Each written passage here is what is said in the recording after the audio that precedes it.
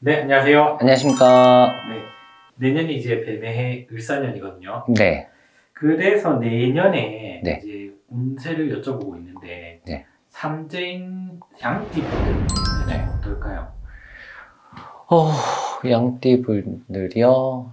일단 양띠분들 같은 경우는 이제 뭐 연도별로 얘기하자면 일단은 양띠가 91년생이잖아요. 일단은 이제 운기는 되게 이제 좋게 들어오거든요.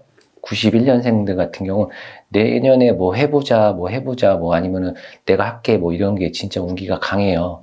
그래가지고 이 사람들은 내년에 뭔가를 이렇게 해도 엄청 바쁜 애가 되거든요. 근데 이제 조금 조심해야 될 게 뭐냐면 이게 누군가에 의해서 하는 것도 있지만 본인에 의해서 하는 것도 있어요. 근데 저는 추천드린 게 누군가에 의해서 하는 것보다는 본인들이 나서서 본인들이 앞장서서 내가 해볼게 이렇게 하시면 91년생들 같은 경우는 내년에 운기가 참 그걸로 인해서 본인이 좋은 운기로 바뀌거든요.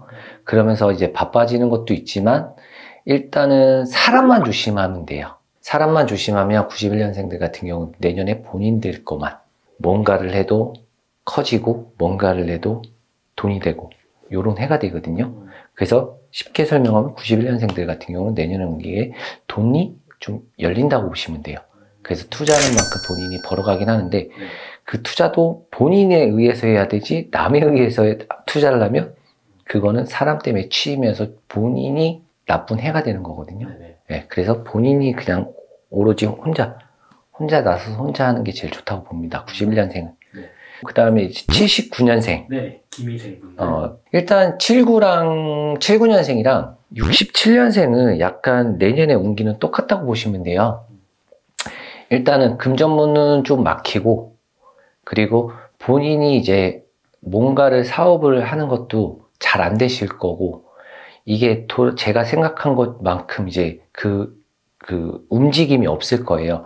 그러면서 본인이 이게 힘들고 이제 지치는 부분들이 많은데 저는 그래요. 79년생이랑 67년생의 이제 양띠씨 가지신 분들은 내년에 운기가 그렇게 좋지 않기 때문에 사업을 벌리지 않았으면 좋겠고 그리고 뭔가를 투자하는 것도 안 했으면 좋겠고 심지어 가게를 오픈을 한다고 생각하시는 분들이 있으면 그거는 잘 고려해서 좀 오픈을 하는 게 좋을 것 같아요. 지금 거리를 좀 돌아다니다 보면 이제 가게 신장 개업부터 해서 뭐 이런 것들이 참 많거든요.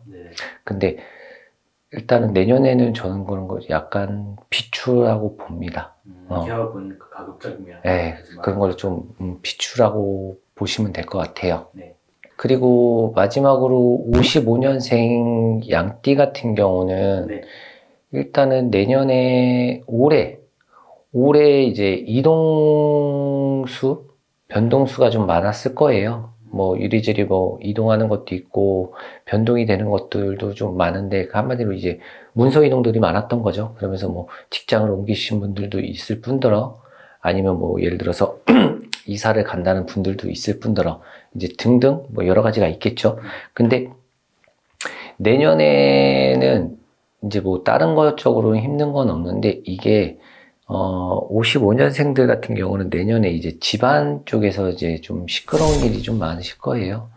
이게 뭐 별일도 아닌데 뭐 집안 가정사에 뭐 자기 집사람이랑 싸우다든가 아니면 자식들이랑 좀 싸우든가. 근데 그거를 좀 이제 55년생들이 그렇게 좀 하는데 그거를 좀 이제 많이 참으시면서 합병이 생기거든요. 합병이 생기는데 그거를 조금 온화하게 좀 대화로 해서 풀고 지나가면 참 좋은데 그걸 좀 안 참았으면 좋겠어요. 참으면 일단 병이 되거든요. 그렇죠. 그래서 참지 말고 본인이 그렇다고 화를 내라는 것도 아니에요. 왜냐면 양띠들은 원래 온순한 양이라고 보잖아요. 근데 양이 좀 무서워요. 알잖아요.